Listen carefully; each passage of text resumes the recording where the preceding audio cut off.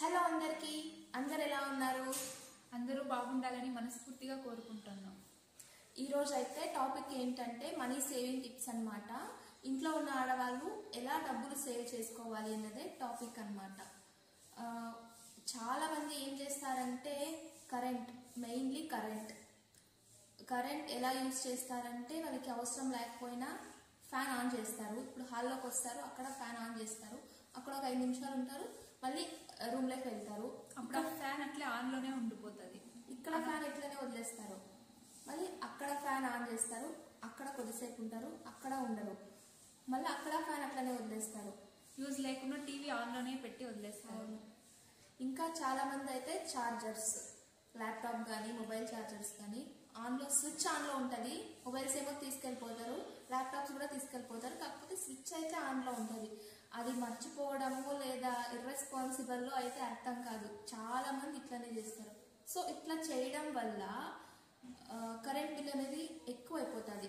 If suppose current bill అనేది 2000 వస్తుంది అనుకోండి, మీరు ఇవన్నీ మైనస్ చేసుకుంటా మీకు అవసరం ఉన్నప్పుడు ఆన్ చేయడం, అవసరం లేనప్పుడు ఆఫ్ చేసుకోవడం ఇట్లా చేసినట్లయితే 2000 వచ్చే కరెంట్ బిల్లు కాస్త 1800, 100-200 తగ్గిపోతుంది అనమాట. ఆ 100-200 మనకు సేవింగ్సే కదా.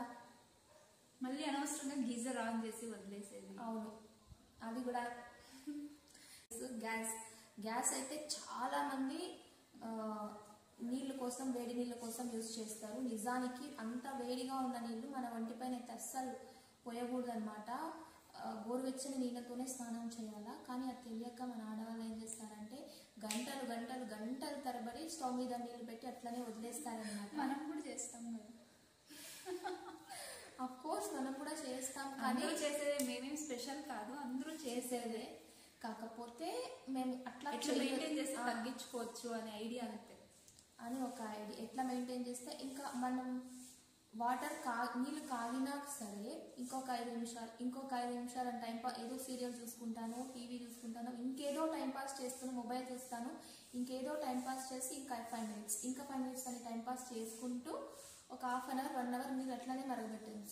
హాఫ్ అన్ అవర్ 1 అవర్ పెట్టినప్పుడు ఎంత గ్యాస్ వేస్ట్ అవుతుంది? అదంతా మనకి వేస్టే కదా. అలా చేసినట్టయితే గ్యాస్ అన్నది చాలా వేస్ట్ అవుతుంది. సో ఏం చేయాలంటే మనకి ఎంతవరకు కావాలో అంతవరకే నీళ్ళు అనేవి వేడి చేసుకొని స్టవ్ ఆఫ్ చేయాలి. అప్పుడైతే ఒక 30 డేస్కి వచ్చే గ్యాస్ అనేది ఇంకొక 10 డేస్ ఎక్స్ట్రా వస్తుంది. ఆ 10 డేస్ మనకి సేవింగ్సే కదా.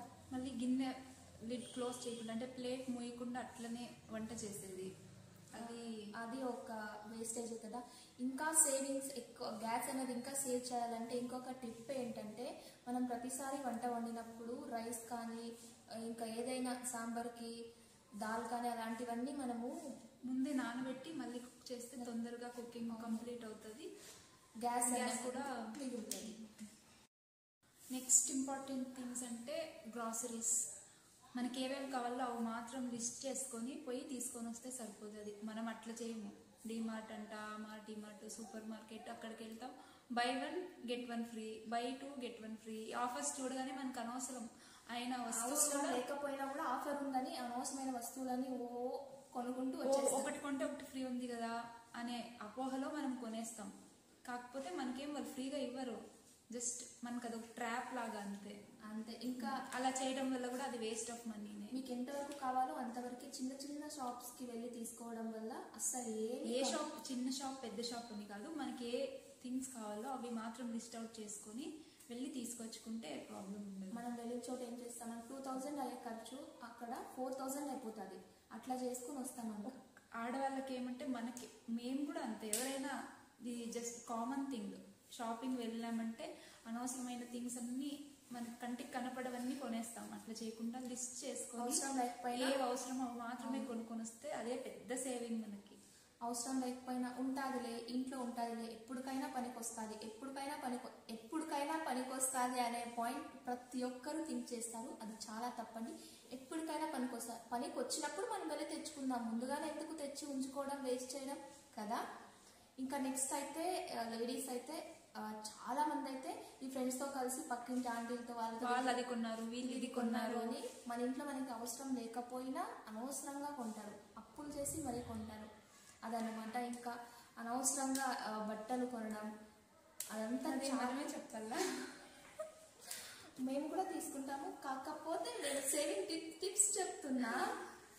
అంటే ఇప్పుడు ఏవో ఆఫర్స్ ఉన్నాయని మేము కూడా చేస్తాం తప్పు, కానీ ట్రై చేయాలి తగ్గించడానికి. మేము కూడా ట్రై చేస్తాను. మీ మధ్య తగ్గించేసాం, చాలా షాపింగ్ అంటే చాలా చాలా తగ్గించేసాం. మేము కూడా అలానే చేసేవాళ్ళం ముందు, బట్ ఇప్పుడేం అట్లా చేయము. ఇంకా ఇంకొక విషయం ఏంటంటే, మనం ఇప్పుడు సపోజ్ ఉంటాము, మన పక్కింటి వాళ్ళు ఎవరో ఒకరు వచ్చి ఉల్లిపాయలు అయిపోయినాయి అంటారు, ఒక 2 ఉల్లిపాయలు ఇవ్వమని అని అడుగుతారు. కానీ మనం ఏం చేస్తాము, ఒక పావు కిలో తీసి ఇచ్చేస్తాం. ఎందుకు? ఆమె వద్దులే 1-2 చాలు ఆమె అంటది. కానీ మనకేంటి, మనని పొగడాలి, మంచితనము, మనం మంచి వాళ్ళు అనిపించుకోవాలి కదా. ఆ పేరు కోసం మన ఇంట్లో ఉన్న సరుకులు మొత్తం ఇచ్చేస్తాం అనమాట. 2 అడిగిన వాటికి పావు కిలో వరకు ఇచ్చేస్తాం. ఇవ్వాలి లిమిటెడ్ గా, మళ్ళీ ఇవ్వకూడదు నేను చెప్పట్లేదు, పిసినారి తరం కాదు, ఇవ్వాలి. కానీ వాళ్ళు ఎంత అడిగినారో అంతకు మాత్రం. ఓవర్గా ఇచ్చి మన మంచితనం అక్కడ చూపించుకొని మనం లాస్ అవసరం లేదు కదా, అట్లా నేను చెప్తున్నా. ఇంకా నెక్స్ట్ అయితే, సో ఇట్లా నేను చెప్పిన పాయింట్స్లో అన్ని ప్రతి ఒక్క దాంట్లోనే కొంచెం కొంచెంగా సేవ్ చేసుకుంటూ వస్తే, ఇఫ్ సపోజ్ ఇప్పుడు మీ ఇంట్లో మీ హస్బెండ్ మీ ఖర్చుల కోసం, వంటింటి ఖర్చుల కోసం, ఇల్లు మెయింటెనెన్స్ కోసం మంత్లీ ఒక 10,000 ఇస్తారనుకోండి. ఆ 10,000 తీసుకెళ్ళి మీరు 10,000 కాస్త ఇంకా 2,000 యాడ్ చేసి ఎక్కువ ఖర్చు పెట్టేస్తున్నారు. అది తప్పు, అలా చేయొద్దు.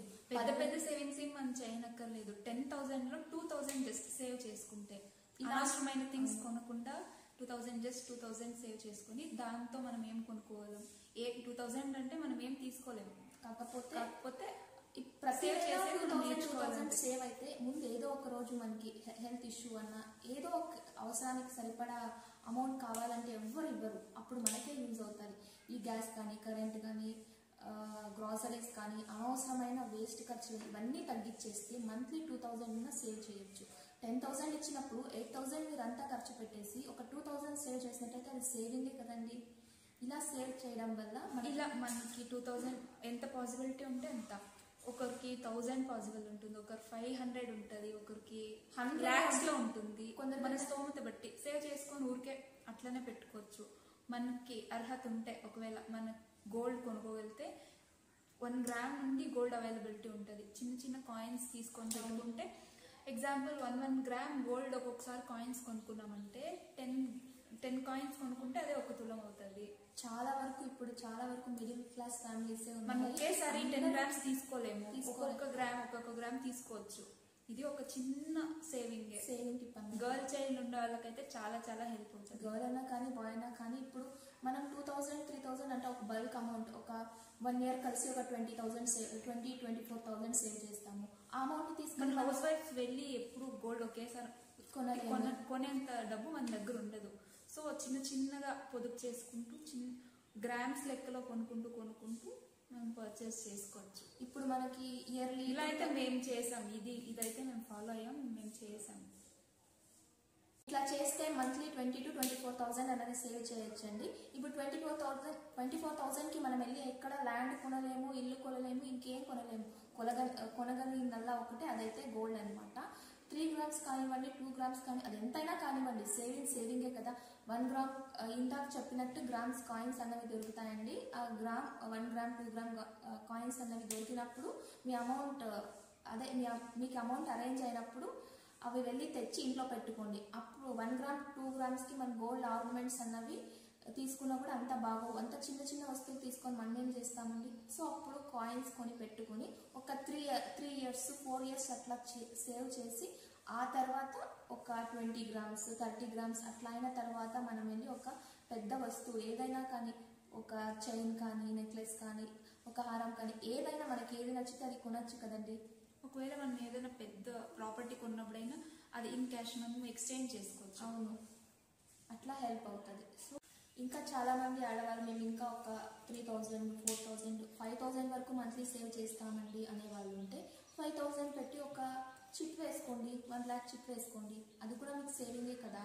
ఇప్పుడు చిట్టి ఉందంటే మీకు ఒక టెన్షన్ ఉంటుంది, రెస్పాన్సిబిలిటీ ఉంటుంది. చీటీ ఉందంటే మీకు రెస్పాన్సిబిలిటీ, అయ్యో చీటీ ఉంది కదా, పలానా తారీఖు పలానా చీటీ ఉంది కదా, నేను అమౌంట్ కట్టాలి వాళ్ళకి అని ఒక రెస్పాన్సిబిలిటీ ఉండడంతో మీరు ఆటోమేటిక్గా ఖర్చు అనేది తగ్గించేస్తారనమాట. సో ఇది కూడా ఒక బెస్ట్ టిప్ అనమాట, చీటీ అన్నది. సో ఇదండి ఇవాళ టిప్. ఈ టిప్ మీకు నచ్చినట్టయితే మన ఛానల్ని లైక్ చేయండి, సబ్స్క్రైబ్ చేయండి, షేర్ చేసి సపోర్ట్ చేయండి. ఆల్ అనే బటన్ని ప్రెస్ చేయండి. Okay, thank thank you. You so much. Bye. Bye.